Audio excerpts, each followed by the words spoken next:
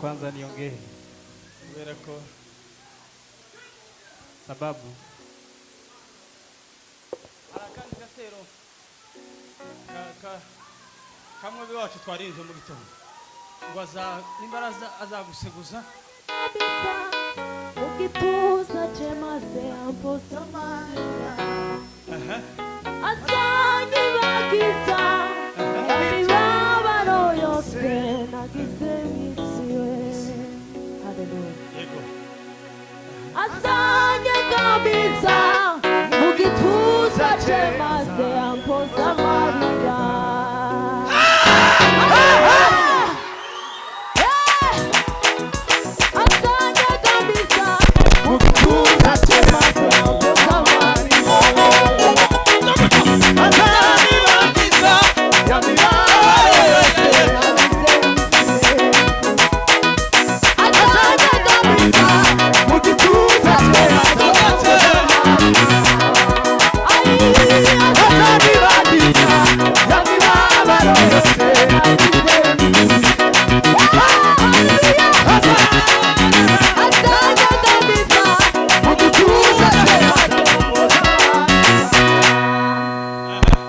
Hallelujah. Agere muntu dusomero uzi gusoma.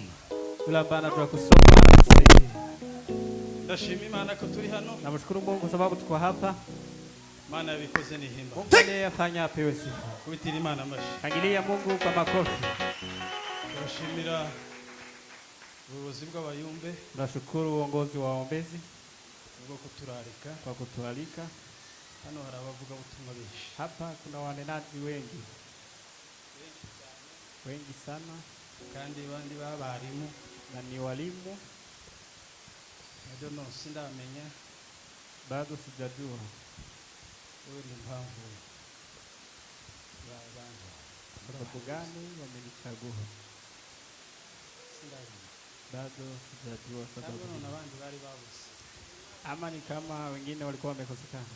birashika arabavuga ubutumwa bibaza baza abandi babuze. Kuna wainjilisti wale ambao wanakuja wengine wakiwa wamekosa mtu. Abantu bakoze ubuzamu barabizi. Wale ambao wamefanya usoja wanajua. Cyangwa babaye ahandi mu zindi intervention. Ama wale ambao wameishi kwa nafasi nyingine. Aricho bita special force. Iyo ndizi pango burinzi. Kuna wanaitwa special force. Ibiri stand by.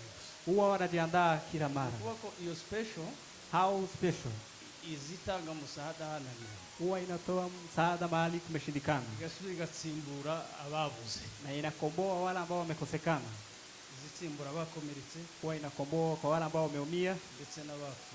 Hata wale ambao wamekufa. Nose ndumva ko rikoma. Mnasikia hao ndio wa muhimu. Iyo gusanyi nibira ahantu murika. Hao wako mahali tu. Iyo ndetse ndizibagwa muri zera ishizi zindi z'amabatayo n'amabrigade. Wao hawahesabiwi kwa hizo kundi zingine. Iziyobora izitanga raporo direct muri mezo militaire. Wao wanatoa ripoti huko kwa kiwango ya juu. Sinziga ni bado naje ndi umuzamu huyu. Sijui kama nami ni kama watu hao. Mani bahumugisha cyane. Mungu awabariki sana. Ubuyobozi bwa hano. Nashukuru uongozi wa hapa. Apostle n'abashumba mwese. Tume na wachungaji nyote. Mani bahumugisha. Mungu awabariki. Ndetse n'abakristo bose baho. Pamoja na wakristo wote wa hapa. Mani bahumugisha. Mungu awabariki. Bashumba bose. Wachungaji wote. Mushumba mzuri dukorana. Mchungaji Reverend mzuri tunayeambatana. Twaraganiriye ejo bundi. Tumezungumza naye juzi. Mubwira ko nza kumutwaza ibitabo. Sina n'umukunzi waje. Kamwambia kwamba nitakuja kubeba vitabu vyake. Sinya aravuye mu rugo. Kugira nze kumutwaza ibitabo. Ili niende kumsaidia vitabu. niwe muvugabutumwa. sababu yeye ndiye mnenaji. Imana ibumve. Mungu akubariki. Mwese nimwikubitira amashyi. Nyote mjipigie makofi. Abo tutari duherukana, Wala ambao tumekaa muda mrefu bila abo kwa tuziranye pamoja, nabo tutazi. wala ambao tunajuana na wala ambao hatujuani, Imana ibahumugishe. Mungu awabariki. Sawa. Kadusome. Tusome Senido usome. Gitabo cha Nehemiya, kitabu cha Nehemia gice cha mbere n'umurongo wa mbere urageza kuwa 6. sura ya kwanza mstari wa kwanza mpaka mstari wa 6. Ntiwihute, uragenda gahoro. Utembee uongee polepole. Aho ni ijambo riri nibwo butumwa. Hapo ndipo kuna neno na ndilo Injili. Nehemiya igice cya mbere. Gice cha mbere n'umurongo wa mbere kugeza kuwa 7. Mutwe w'amagambo uravuze ngo Nehemiya yumva inkuru z'ibyago by'abi Yerusalemu. Nehemiya yumva iki? Inkuru z'ibyago by'abi Yerusalemu. Yego. Amagambo ya Nehemiya mwene Hakariya. Yego. Mu kwezi kwitwa Kisilevu mu mwaka wa 20. Yego, uzugenda ukizamo Nehemiya wishireho, ukizeho umwaka wa Nehemiya, ushireho umwaka turimo. Wewe ukitoa Yego. jina la Nehemia uweke jina lako, uondoe mwaka huo uweke mwaka tulimo. Komeza. Ubwo nari ibwami Ishushani. Ubwo nari ibwami Ishushani. Mwumve Nehemiya yumvise amakuru ari ibwami apana. Nehemia amesikia habari akiwa ufalmeni. Muri twebwe nta n'umuntu uragira ibwami. Miongoni mwetu hakuna yule amewahi fika ufalmeni. ufalmeni. Bw'ibwami. Hakuna yule amewahi Nehemiya fanya. yumvise amakuru iwakora ibwami. Nehemia amesikia habari yeye akifanya kazi ufalmeni. Muri White House. Huko kwa White House. Hananiya wo muri bene data yaraje. Hananiya numvise umusaza avuye ngo muri Kongo. Uyu ni Hananiya. Nimesikia mzee huyu ametoka Kongo. Huyu ni Hananiya. Yaraje azanye n'abagabo bavuye i Buyuda. Azana n'abagabo bavuye i Buyuda aho ni wacu muri Kongo. Mbabaza inkuru z'abayuda barokotse. Hanyuma Nehemiya ababaza inkuru z'abayuda. Nehemia akawauliza habari. Abari barasigaye batajyanywe ari imbohe. Abari barasigaye mu gihugu batarajanwa ari imbohe. Mbaza n'inkuru z'i Yerusalemu. Hanyuma bazana inkuru ziwabo mu Minembwe n'ahandi hose. Akauliza hata habari za kwao. Barambwira bati, Ego. abari bataragiye mu bunyage. Hanyuma batangira kumubwira amakuru. Wakaanza kumwambia habari wala ambao hawakuenda katika utumwa. Ego.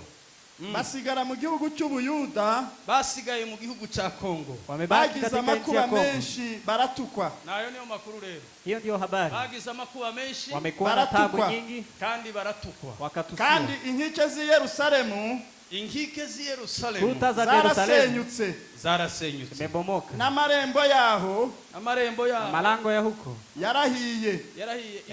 Iyo bavuga nkike bakavuga n'amarembo nivyo byari bigize agaciro k'Yerusalemu. Wakisema kuta hata malango ndiyo ilikuwa dhamana ya Yerusalemu. Inkike n'amarembo. Kuta hata milango. Abayuda bakuru bahita bumva meaning y'iryo jambo ico bishaka kwa Wayahudi walikuwa wanasikia kile ambacho kinamaanisha maneno haya. Batoya iyo bavuga muri Kongo ndibaza bumva. Ndio maana watu wadogo wakisema huko Kongo hawasikii. Iyo bavuga muri Kongo. Lakini watu wakubwa wakisema Kongo. Bakavuga ho plateau bakavuga Eastern Congo bakavuga n'ahandi. Wanasema milima mirefu na mahali pengine. Bahita bumva cyane ico umuntu avuze atarinze anasobanura. Huwa wanasikia kile mtu amesema bila kufafanua. Inkike kuta zi Yerusalemu. Za Yerusalemu.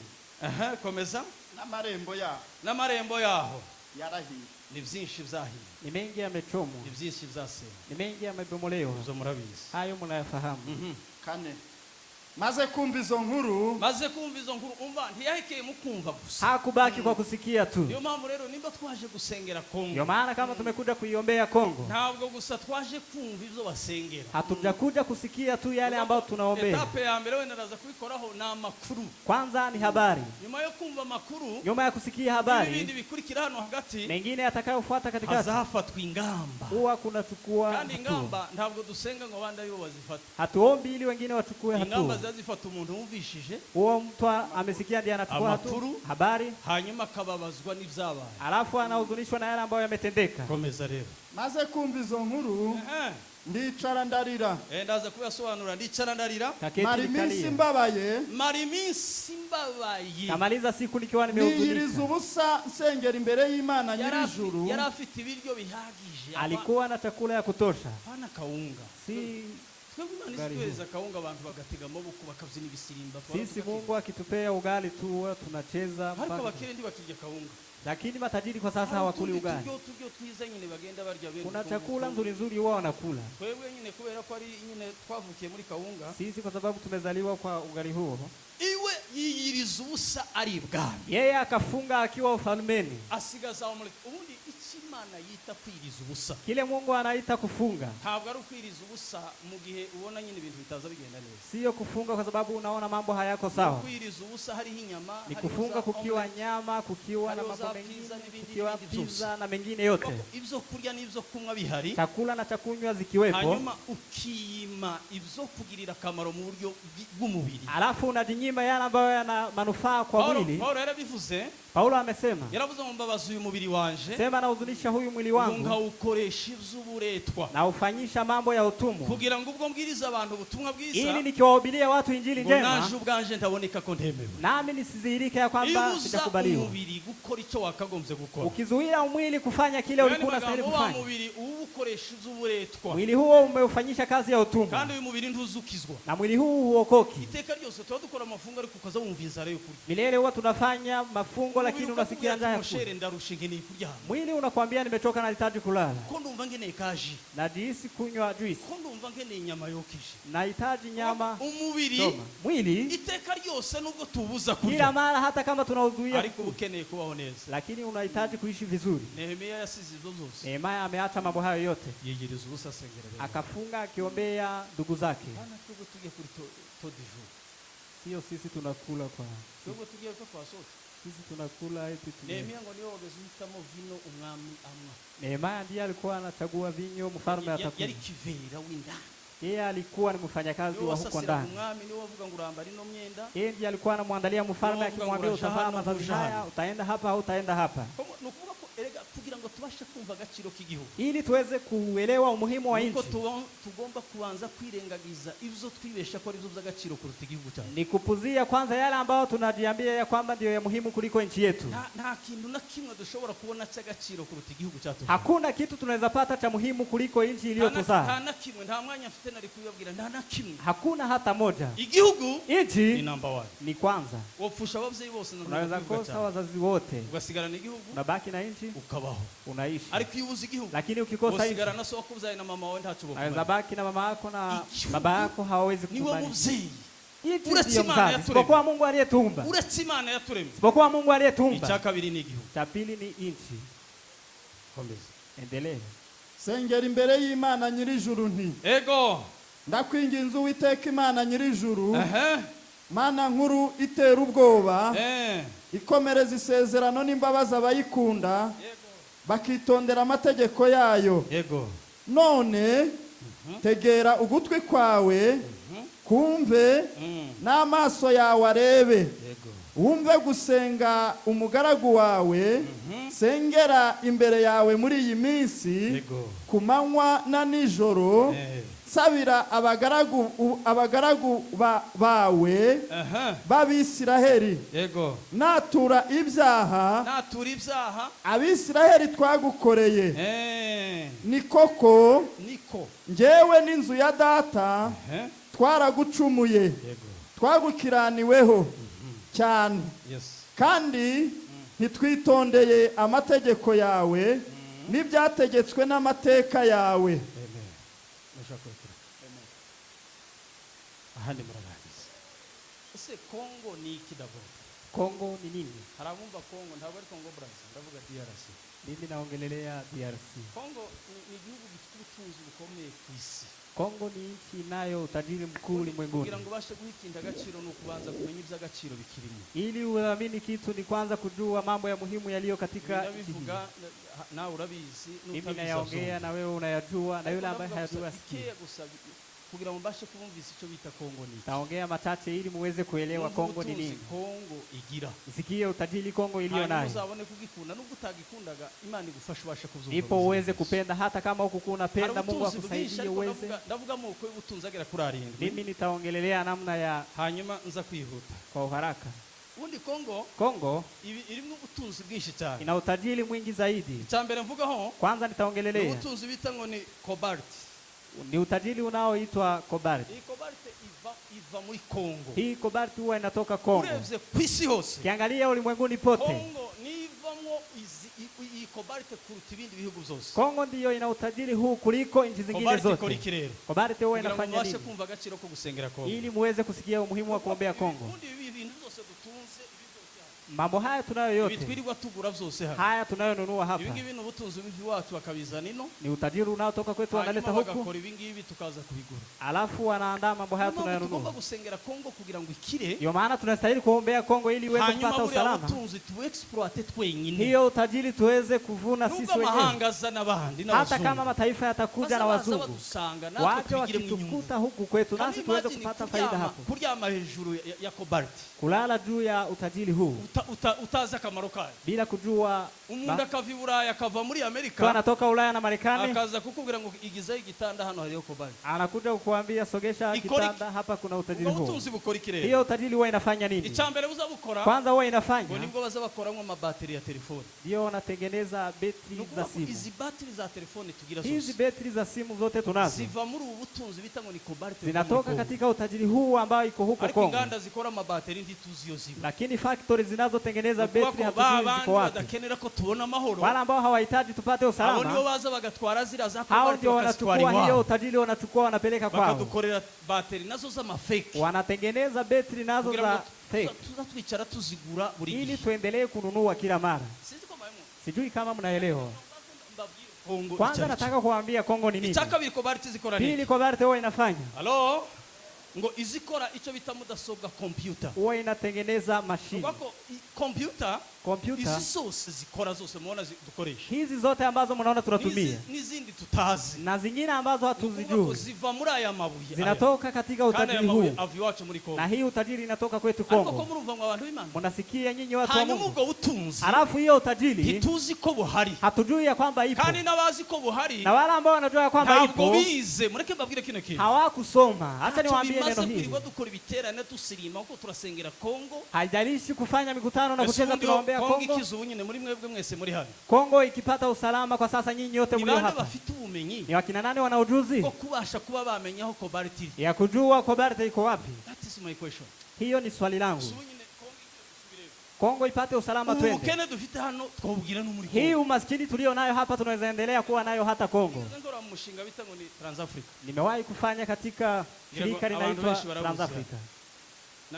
Nakore muri Transafrica hadi Bukavu. Nimefanya kazi hapo kwa hiyo shirika.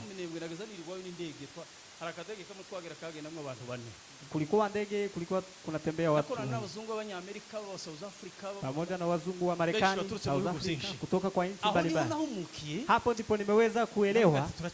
Nikasema tuko mbali sana. Imyaka twakoza aho ngaho. Nyaka tumefanya kazi hapo. Bari tutaragera mu rwego rwo kugera kuri izi noro nizi za cobalt. Tulikuwa hatujafika kwa level ya kuingia kwa hizi. Twagiraga ibipimo, abazungu bagiraga ibipimo. Wazungu walikuwa na vipimo. Mu buryo twagendaga mu ndege. Tulikuwa tukitembea kwa ndege. Hanyuma mashini zabo zikagenda ziprojecta zigakamera zikamenya ahantu hari inoro zitandukanye. Hizo mashini zao zinapiga picha zinajua mahali kuna utajiri huo. Hizo mashini zandika zikabata aha hantu hano. Zinaandika hapa. Hariho cobalt. Kuna cobalt. Hariho diamant. Kuna diamant. Hariho ibi nibi. Haya na haya na mengine. Niko kazi gusa. Hiyo ndio ilikuwa kazi. Iyo twabonaga ahantu hariho nyine izo mali. Tukiona mahali kuna utajiri huu. Icyo bakoraga bafataga igitaka. Kile walikuwa wanafanya walikuwa wanashika udongo. Handi. Ya mahali hapo. Icyo gitaka. Hiyo udongo. Naje ubwanje nageza mambari. Na mimi nilikuwa hapo. Nukuba ko amasashe bageza bashira muri icyo gitaka. Karatasi walikuwa wakiweka udongo huu. Isashi imwe twageza tuyigura $120.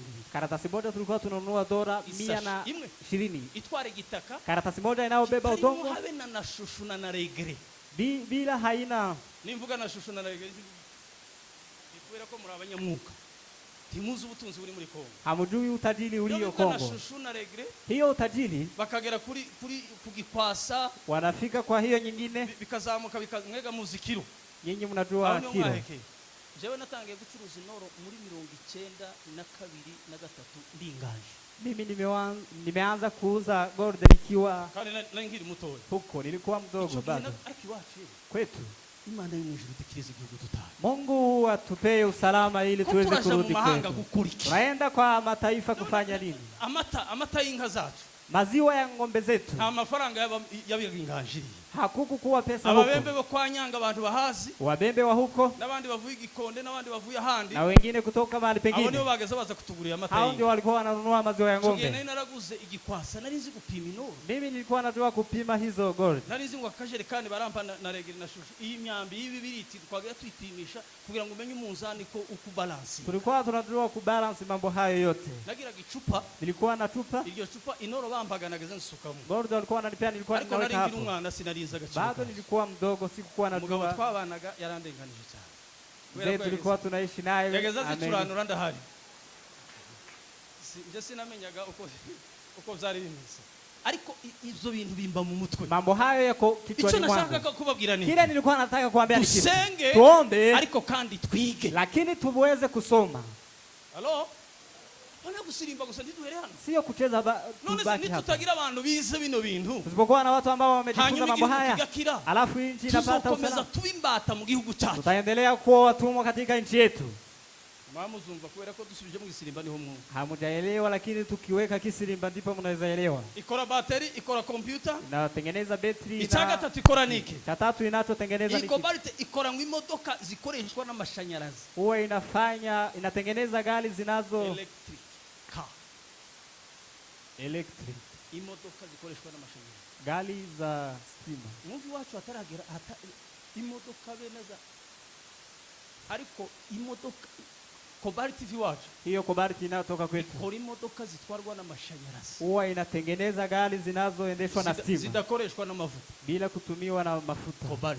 Cobalt. Ziva Minembwe. Ambazo zinatoka Minembwe na mahali pengine. Ariko twebwe na magari ntayo. Lakini sisi hata ubundi igihugu gikira bivuye hehe? Nchi huwa ina tajirika kutoka. Hariyo no kugira gahayo k'igihugu cyawe. Unaweza kuwa na no gutekereza ko ubutunzi butagomba kuja handi. Kufikiria kwamba utajiri huo haifai kwenda mahali pengine. Tuzabimenya gute tutiga mekanike mwese hano. Tutajua vipi bila kujifunza. Mekaniki uri hano. Mekaniki. Mukutira masha. Makofi mengi. Nakugurira amata. Nakununulia maziwa. Can you imagine abantu bangana bise? Watu kama hawa. Uyu niwe mekaniki uri hano. Huyu ndiye mekaniki hapa. Ngoko muraje hanze. Muzahora munaenda ngambo. Taendelea kuwa watumwa. Why mudashobora kuja hanze mufite ubwenge? Kwa nini hamuwezi enda ngambo mkiwa na hekima? Mudashobora kuja hanze mufite ubumenyi? Kwa nini hamuwezi enda ngambo mkiwa na ujuzi? Wewe ngo tugira amasezerano none tugira hanze ngo hari kimana izadukoresha. Eti tunaagana kwamba tukifika ngambo kuna kile Mungu atazikoresha abanyabwenge bafite ubumenyi. Mungu huwa anatumia wenye hekima. Halo? Tugomba kwiga tukagira ubwenge. Lazima tujifunze tuwe na hekima. Tugakurikirana tukamenya ibizuma biza zimba zino za Cobalt. Tufuatilie tujue hizi vyuma vinavyo. Hanyuma tugakora mu nganda tukaba ba engineer. Tunafanya kazi katika mafactory. Tugatawanyika tugakora mu mirimo itandukanye. Tunafanya kazi tofauti. Twese za ekuteri. Sote ni protector. Sote ni protector. Twese bitenge. Sote ni vitenge. Kwa nini? Ibi dukora byose ntabwo ari umuhamagaro. Haya tunayoyafanya sio mwito. Ni ishari tugira na nyine wote wanacuruza bitenge. Mimi nimewahi uza vitenge hapa. Nagiye iminsi 3. Nimeenda siku 3. Nachururiza aho naherukiye niri za Mombasa imbere aho bitango ni za Marindi. Tulikuwa huko mbele ya Mombasa. Na ahantu ho mu mucanga cyane. Nageze ntwara sandara. Nilikuwa naenda. Niko nageze nkandagira gutya ikirato kikibiri ndani. Nilikuwa nikiweka kiatu na mafoto. Hata kwa sasa nina picha hizo. Nageza ntwara bitenge 15. Nilikuwa nabeba vitenge 15. Nageza mzirengera nkabitwara ku mutwe. Kuna vile nilikuwa naweka kwa kichwa. Kubera ko jewe ngunda mafoto ntimubizi se. Kwa sababu mimi napenda mapicha sana. Ndio turi kumwe twarusha twatumwa ka soda. Namwambia yule ambaye tulikuwa naye tukichora kumfotora aya nayo na amateka. Namwambia nipige picha hata hizi ni historia. Mungu ndiye afita hiyo mafoto. Hata kwa sasa nina picha hizo. Nageza nirengera bitenge 3. Nilikuwa nikiweka kwa kichwa vitenge 3. Ibindi nkabitwara hano ku mugongo. Vingine naweka kwa mgongo. Ariko mureke mbabwire sico nanishatse kuvuga. Sasa niwaambie si hicho nilikuwa nataka kuongea. Kwa abandi bari bategereje ibindi vuga ntavyo mvuga. Kuna wengine walikuwa wanangoja mengine sitayaongea. Umunsi wa mbere nje gucuruza bitenge. Siku ya kwanza nimeenda kuuza vitenge. Nagiye kubera ko abantu delegation z'umuryango barazamwe baca mu mugore abandi baca hehe. Nimeenda kwa sababu ya ngo ndicaye nanje gucuruza iby'abandi bahe bacuruza. Eti nimekaa sijaenda kuuza vile ambavyo wengine wanauza. Uziko twaje hano dufite mission zimwe. Tumekuja hapa tukiwa na mission zingine. Si umucuruzi. Mimi sio mfanya biashara. Unshira mu nzu ya madolari. Hata ukiniweka kwa nyumba imejaa dola. Kumanaginga economy zanje ndizoshoboka. Economy yangu haiwezi kuwezana na mambo haya. Mukimina zani bukarimwe nagiye mukimina ukwezi ndi kwashize. Nimeenda kwa chama na mwezi haikuisha. Kaza ngopera n'abayobozi ati muza mu arinje muzuza mutangirira. naambia viongozi muwe mnaanzia kwanza. Ariko banano kabatse niba ntangiriraho igihe bazahuitura abandi bo. Nasema je wakianzia kwangu wakati watakawatisha wengine wote. Nasema mambo haya hii chama nikaachana nayo. Nukuba ko economy ni yanje ku giti canje. Economy ni yangu binafsi. Kugira ngo nkore economy y'abandi. Lakini ariko hari ibindi naje nshoboye. Kuna mengine na mimi naweza. Sishoboye ibintu za economy ariko siwezi mambo ya economy, lakini na mimi kuna yale naweza. Kongo rero ni igihugu ciza gifite ubutunzi. Kongo ni nchi nzuri ambayo ina utajiri. Tugisengere. Tuiombe. Ariko dutekereze no gutaha. Na tufikirie kurudi nyumbani. Icyakabiri. Pili. Uko dusenga. Vile tutakavyoomba. Ariko ni hivyo tutakavyo tuendelee mekaniki. Mujifunze mechanic. Abandi bige za multimedia. Wengine waige media. Abandi bige gutwara indege. Wengine wajifunze kuendesha ndege. Kukanikiza za truck zose zira zikoma komeye. Wengine wajifunze kutengeneza mambo hayo yote. Wewe arona bwete mwagiye kwiga mekanika anga. Kuna yule nimemwambia muende kufunza yambaye gisurubeti. Bari azayambara gisurubeti afite telefone iri mu wana vazi hilo akiwa na simu iliyo na pesa 1,100. Kama kuna watu wana pesa ni watu hawa mekanika. Akuma kangana gutya. Agasinga gari kugira ngo agahuze gutya.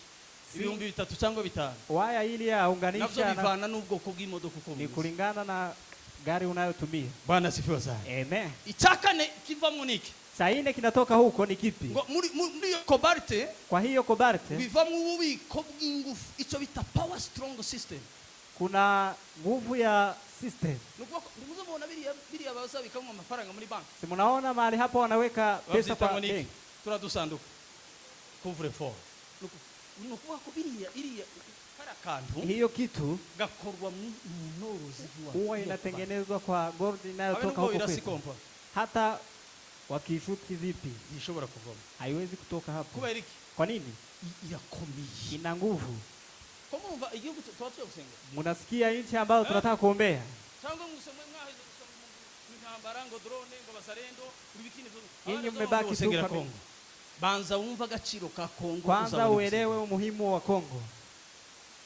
Halo, kwa murumva neza icyakabiri ni korta. Kaine ni korta. Yariho bamwe bari mukuzicuruza. Kuna wale ambao wanauza.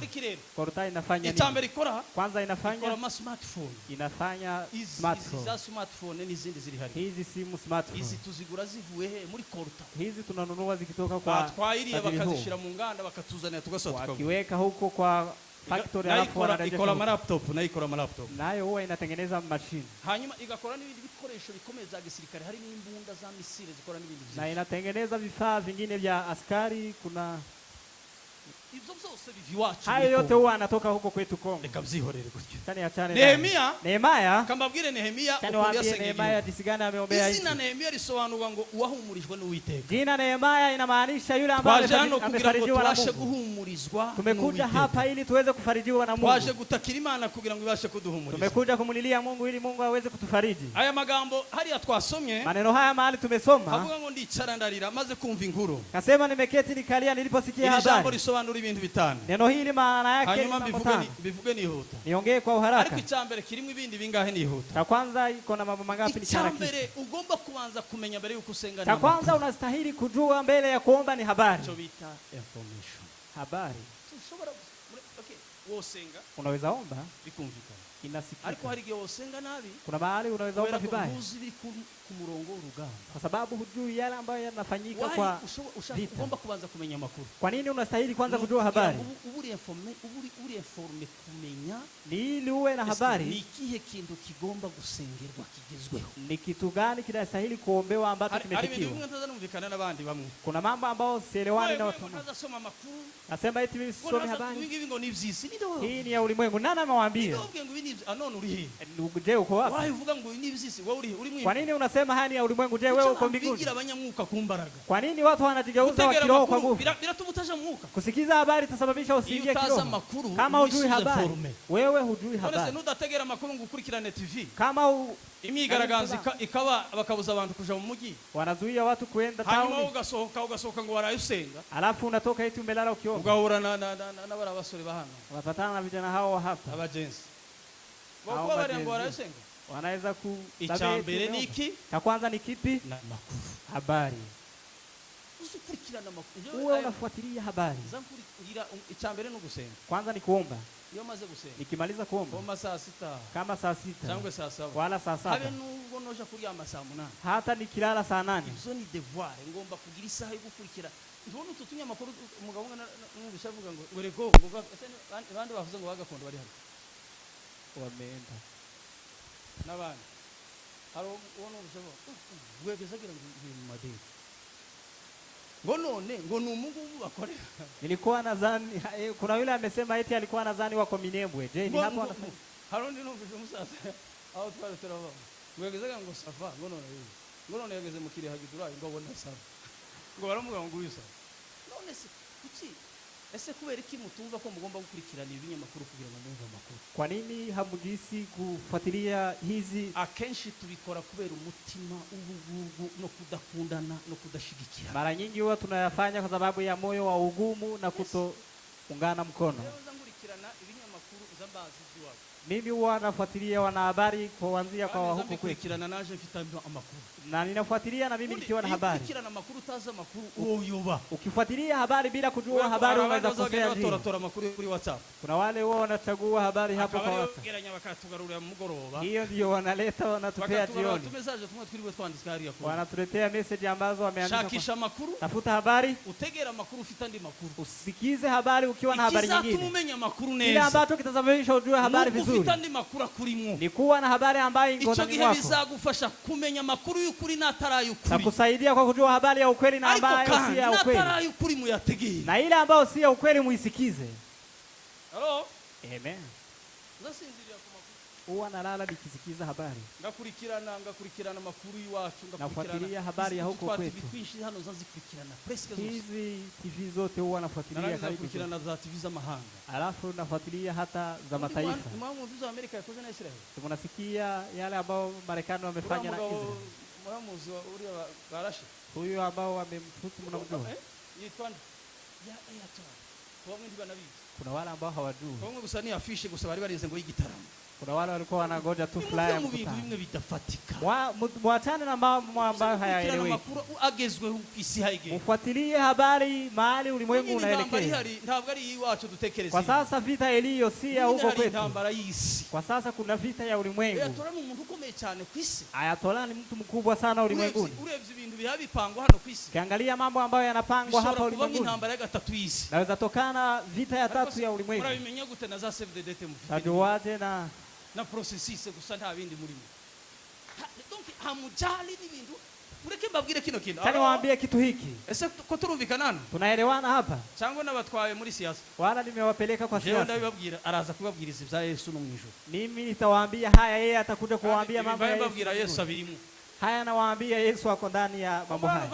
Mnanisikiza? Mwige, musome, mujifunze, muwe na hekima. Tuzosubira mu gihugu turi n'abagabo. Turudi katika nchi tukiwa wanaume. Hano gusubiria ngo tuje kuba bacakara mu gihugu cyacu. Sio kurudi huko tuende kwa watumwa katika nchi yetu. Tuzosubira dufite za kampuni. Turudi huko tukiwa na makampuni. Mureke twese tureke kuniganira kuri za protector n'ibindi. Sote tusifanye kazi moja. Kubera aba ba Nehemia bari impunzi. Hawa Nehemia walikuwa wakimbizi. Ariko bakoraga ibwami. Lakini walikuwa wanafanya kazi ufalmeni. Kwa nini sisi hatuwezi fanya ufalmeni hapa? Yala ambao tumeweka kwa akili zetu. Bwana sifiwe sana. Amen. Maze kumva inkuru, niliposikia habari. Iri jambo rimwe amagambo ngahe?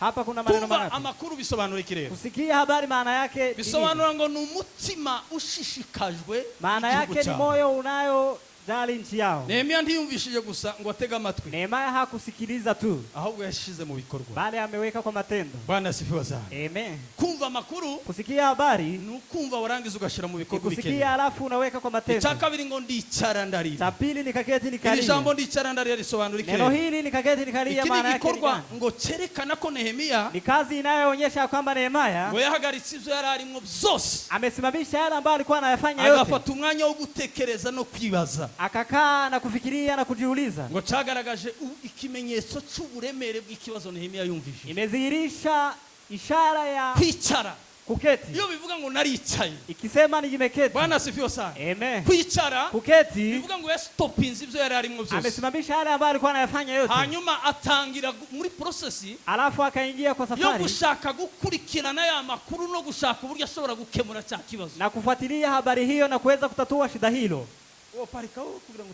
Wewe unaweza simamisha kazi zako ili usikie habari ya kwenu. Icya kabiri, cha pili, icya gatatu nako. Cha tatu, ngo ndarira. Nikalia. Iri jambo ndarira risobanura iki? Hili neno nikalia maana yake amarira ye yaturutse n'umubabaro w'agahinda k'ibyabaye. Machozi yake ni huzuni ya yale ambayo yamefanyika kwao.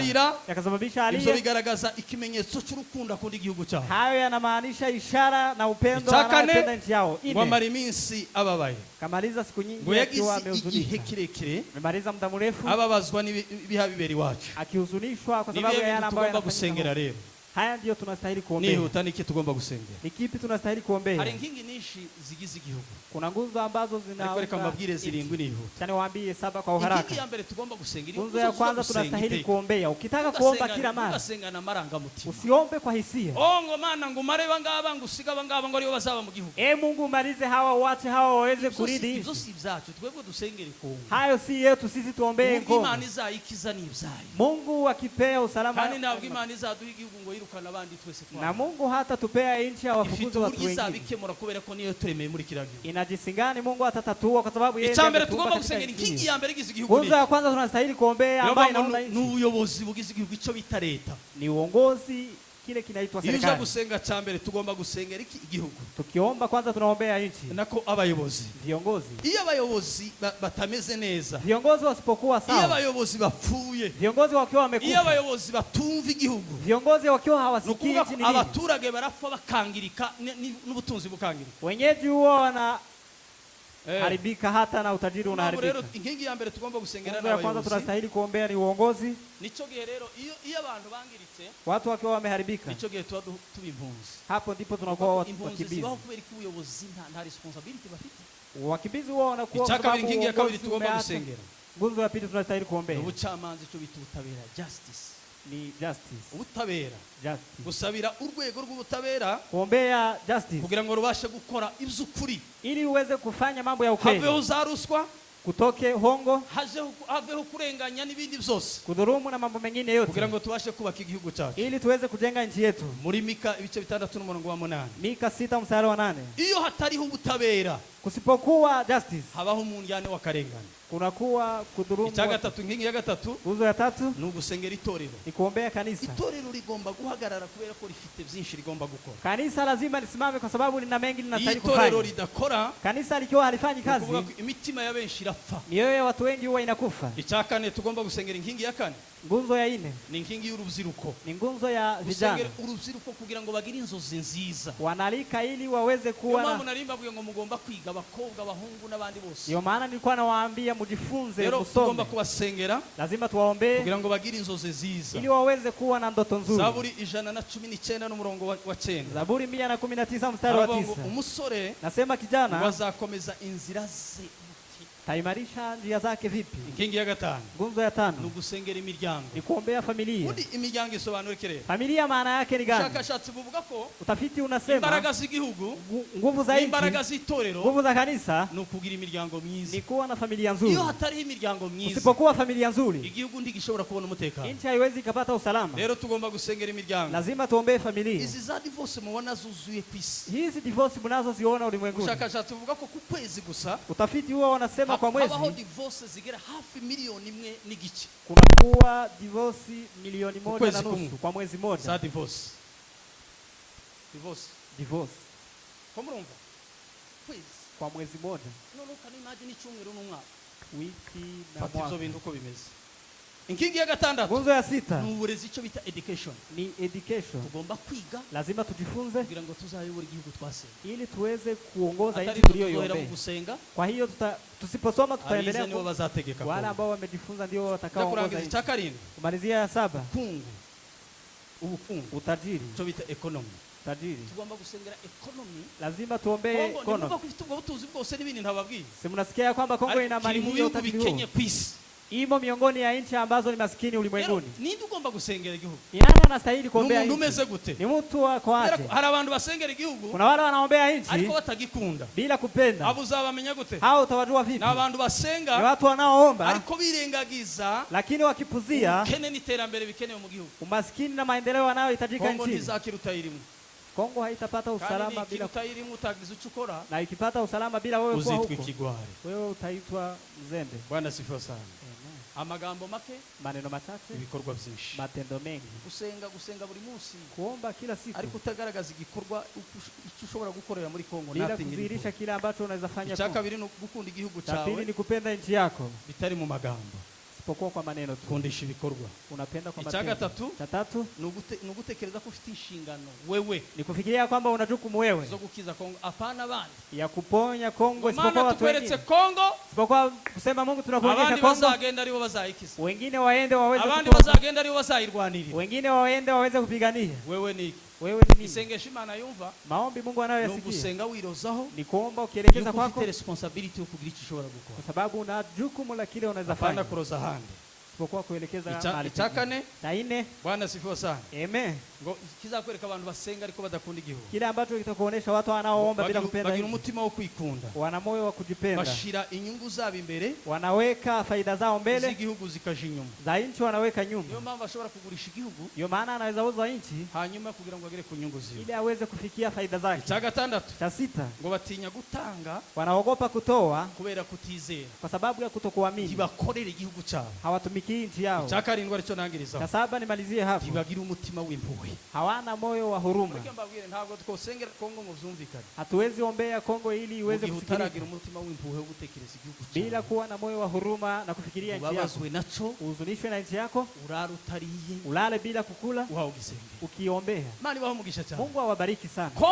Kongo ni yacu, ni yetu, ni Imana yaturemeye, ni Mungu ametuumbia. tutagira gakondo, tusipokuwa na urithi, ifite ingaruka ngizi dufite, ina madhara kama haya tunayo. Ariko imwe ya mbere ingaruka tugira ni ya kwanza, madhara tunayokuwa nayo kutagira freedom, icyo bita uburenganzira, ni kutokuwa na freedom. Niyo mpamvu anga kana koza hano katatuchapa twesanga hapa, mtoto anaweza kuwa na kuchapa sote hapa. Akigeze kaza hari amewahi kuja hapo,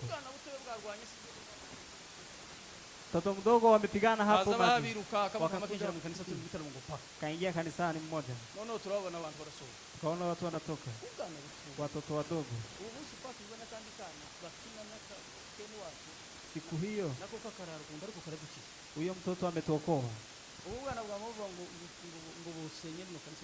wakasema eti wanaweza bomoa kanisa hili na kutoa watoto ambao wanatoshana hivi. Tukajaribu,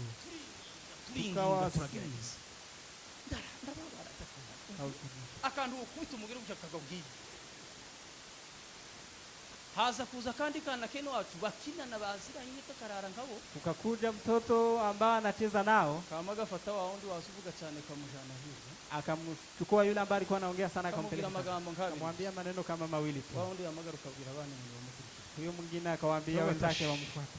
Erego tabita Ajondi baratubwirije yarandangisi wacu, juzi wametuhubiri hapo kwetu, amuvuga butumwa yaravuze ngo abantu bose, amesema watu wote tulikuwa pamoja na mtume. Pembe mwari mufite urayuka apostle, ngo mumwemere nawe mukubali naye, yarahamagawe, ameitwa, yaratubwiye ngo nage hazi, ametuambia hata Gehazi, ngo umukozi w'Imana, ni mtumishi wa Mungu, yahishuriwe ico Elisa tigeze ahishuriwe, amefunuliwa kile ambacho Elia hakuwahi kufunuliwa. Umugore akeneye umwana kandi w'umuhungu, amefunuliwa ya kwamba mke wake anahitaji mtoto. Elisa ngo yakeneye umwana kandi w'umuhungu, mwambia Elisa huyu anahitaji mtoto mvulana. Aba bose ba Gehazi, hao wote wa Gehazi muwemere nabo barahamagawe, wakubali nao wameitwa.